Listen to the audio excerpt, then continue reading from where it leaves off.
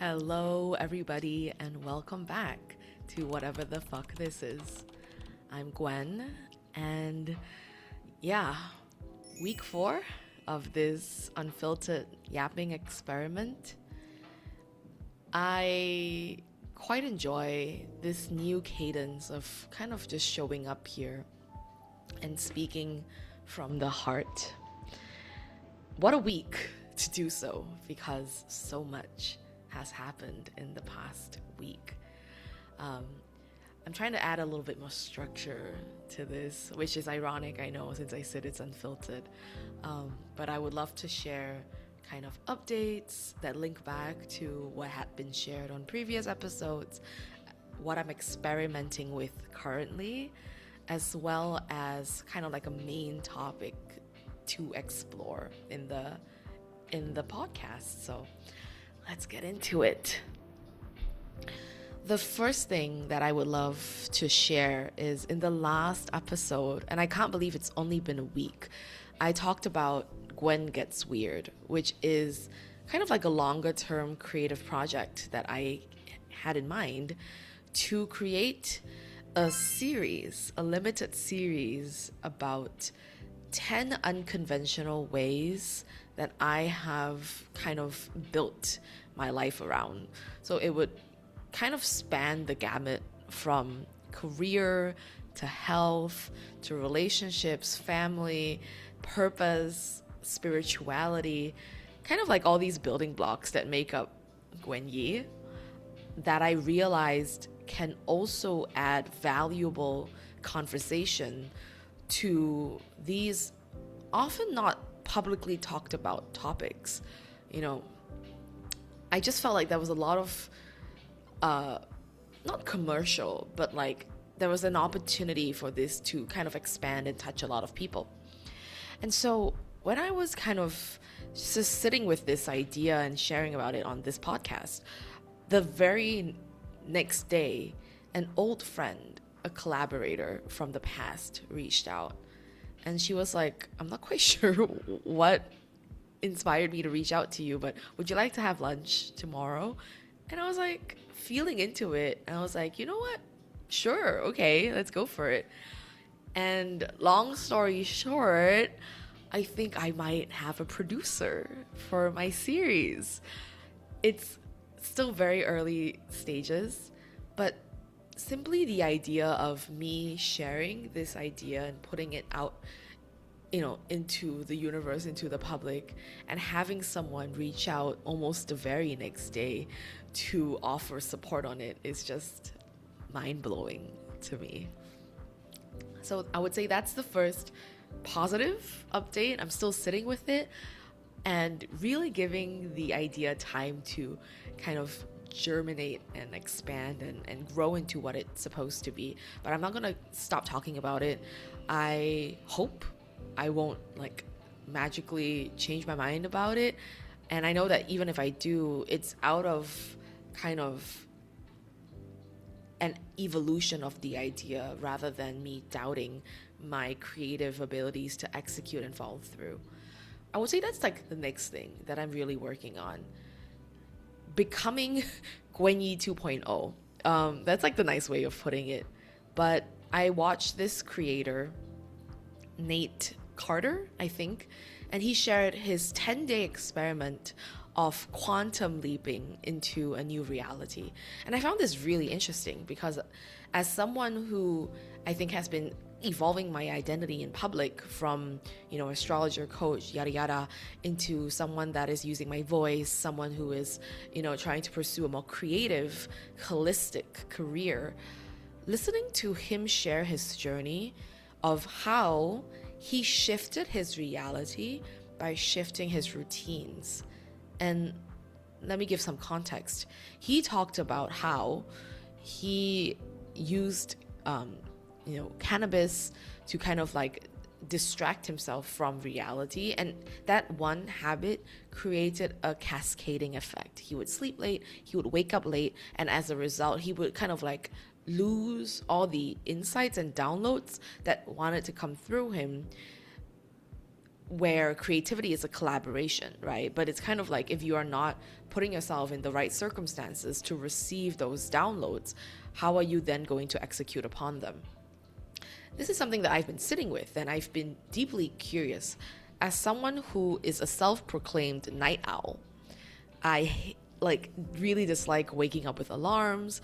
I really dislike, you know, like having to control my schedule in any type of way. But he really inspired me.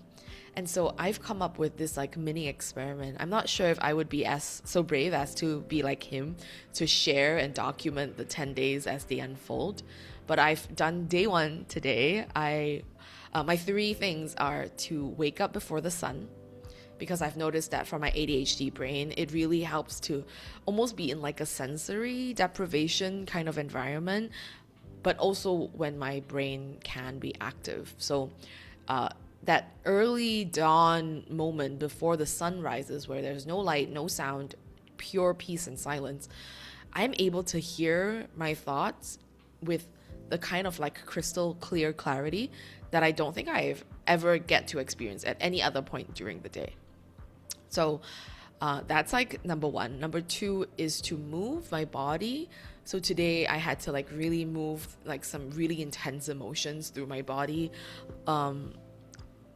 Long story short, I got a second opinion on my foot fracture, and turns out the first doctor might have been like medically manipulating me and causing a huge delay in my progress. I really hope that's not the case, in the sense that I hope that despite everything that has happened, my foot is going to be okay, and I'm gonna get like a CT scan tomorrow.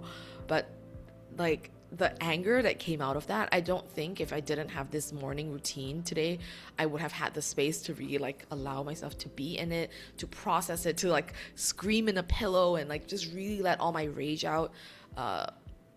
I'm an emotional authority in human design, so I just really needed to ride that wave through movement.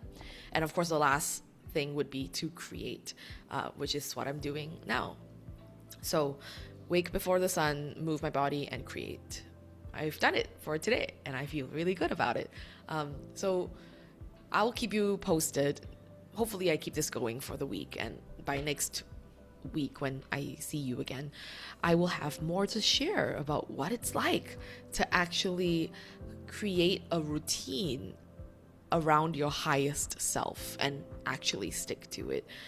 Not to deliberately generate any sort of outcome, but to really see it as an experiment. Like, I see him, I get deeply inspired by him. Like, this is not like a fake thing. It's not like because he got such great results, I want the results. It's really because like the way he built his routine and life is something that deeply inspires me, and I want to see whether that can be true for myself.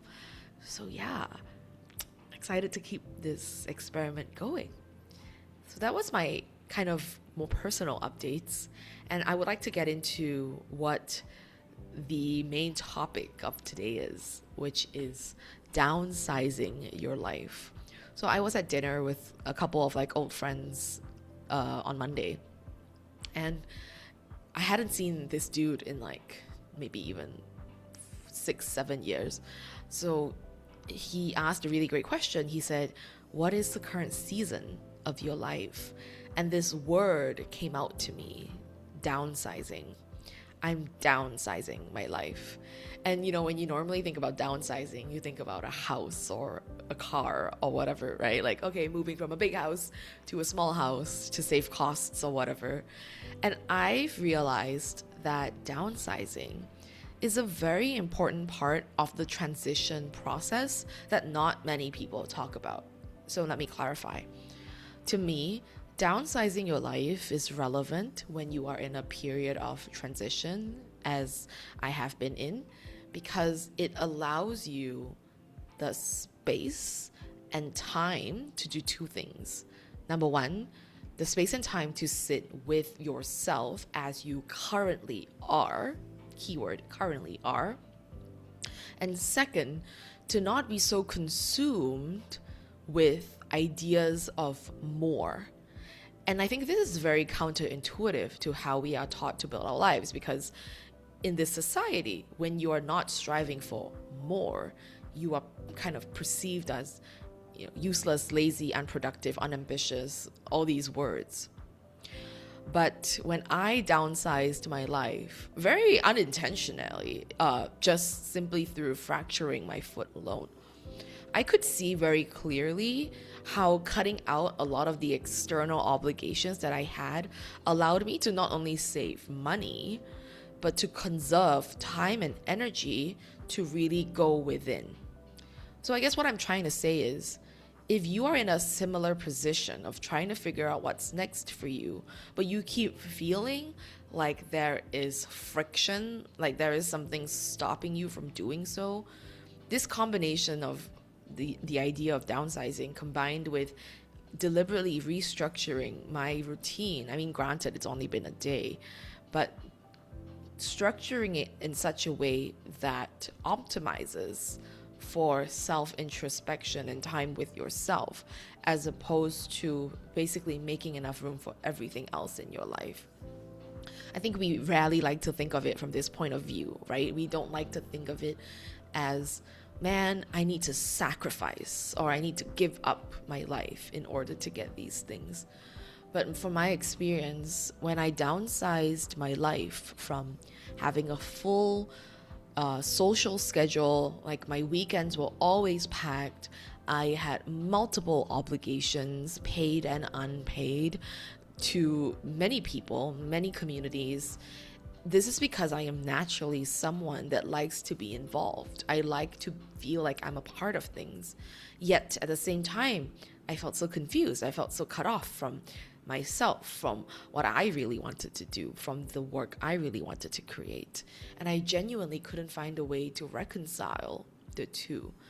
But when I changed the, I guess, focus of priorities of my life, again, simply because of my foot, right? So I had to prioritize rest. I had to prioritize staying at home. So as a result, I had to make sure that my home is as comfortable as it can be, to really make sure that I can be in the right headspace to basically spend all of my time here.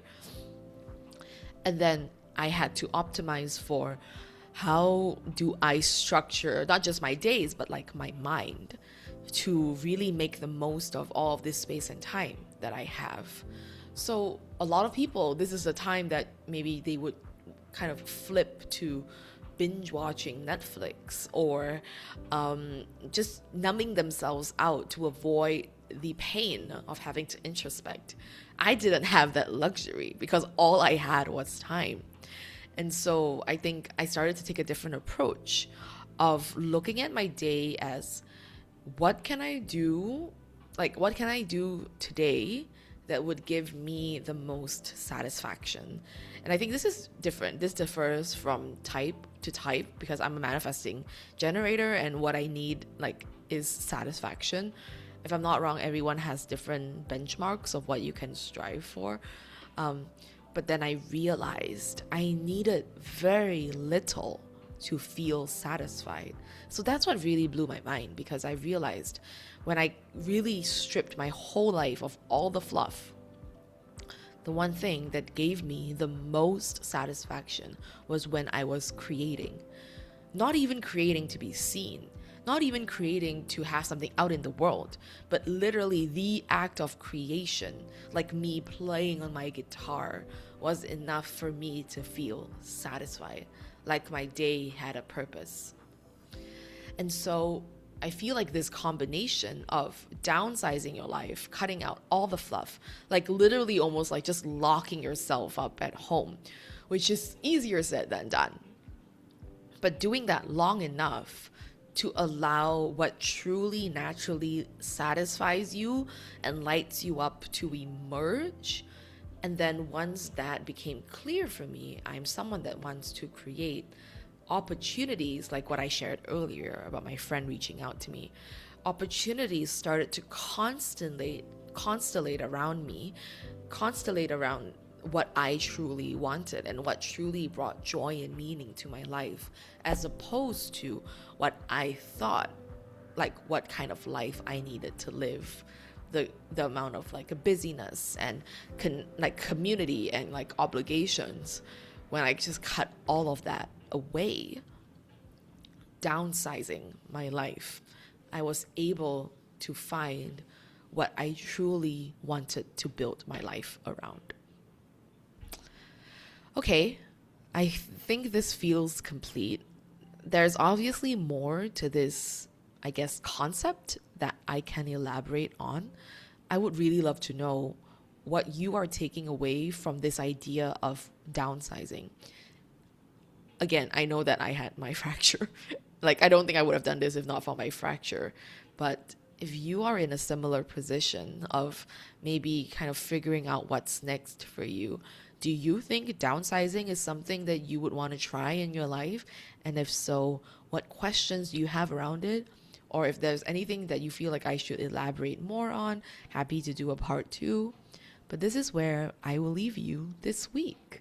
So, yeah, take care.